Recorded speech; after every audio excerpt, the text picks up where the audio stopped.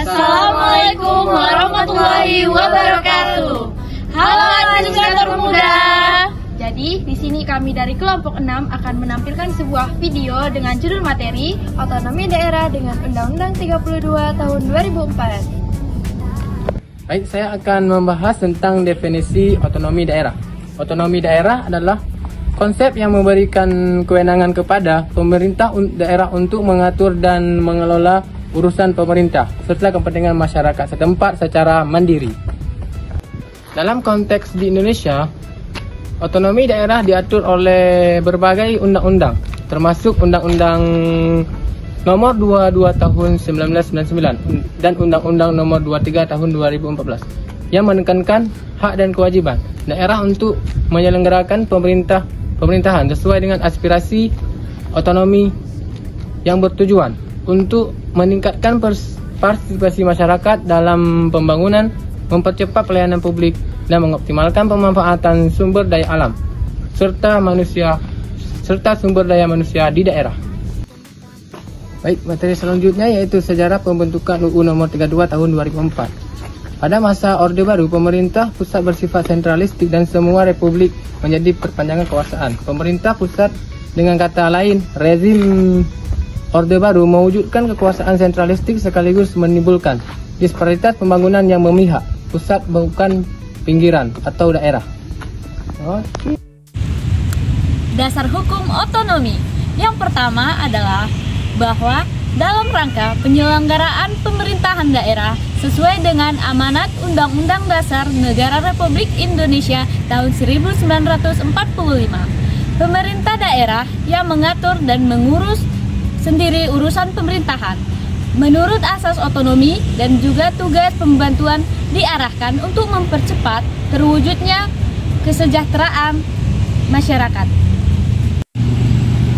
Dan yang kedua adalah bahwa efisiensi dan efektivitas penyelenggaraan pemerintah itu perlu ditingkatkan dengan memperhatikan aspek-aspek hubungan antar susunan pemerintahan dan juga antar daerah, potensi dan keanekaragaman. Dan yang ketiga itu adalah berdasarkan pertimbangan pada huruf A, B, dan C itu perlu ditetapkan dalam Undang-Undang Pemerintah Daerah.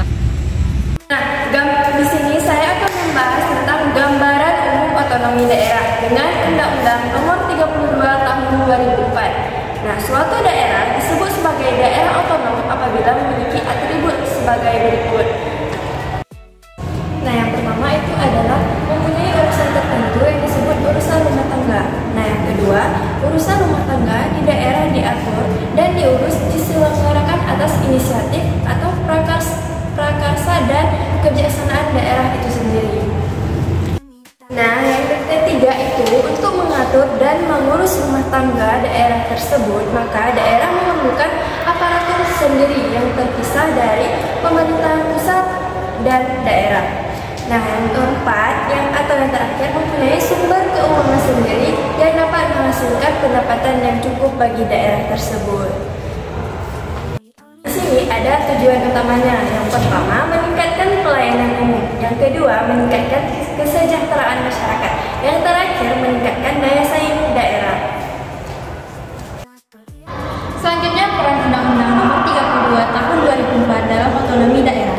Yang pertama, penyelenggaraan urusan pemerintahan yang menjadi kewenangan daerah didanai dari dan atas beban anggaran pendapatan dan belanja daerah. Yang kedua, penyelenggaraan urusan pemerintahan yang menjadi kewenangan pemerintahan di daerah didanai dari dan atas beban anggaran pendapatan dan belanja negara. Yang ketiga, administrasi pendanaan penyelenggaraan urusan pemerintahan. Selanjutnya, prinsip penyelenggaraan pemerintahan daerah menurut Undang-Undang Nomor 32 Tahun 2004. pendekatan sistematis, dan yang kedua, penyelenggaraan pemerintahan daerah. Hai semuanya, cukup sekian video persembahan dari kami. Kurang lebihnya kami mohon maaf. Atas perhatiannya kami ucapkan terima kasih. Bye-bye.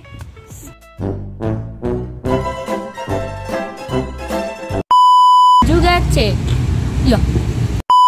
Materi kami Otonomi yang kedua, pendekatan sistematis. Kok dua kali pendekatan daerah. Oke, terima kasih. kocak otonomi? Bahwa yang pertama, Saya Marhama dengan NIM 1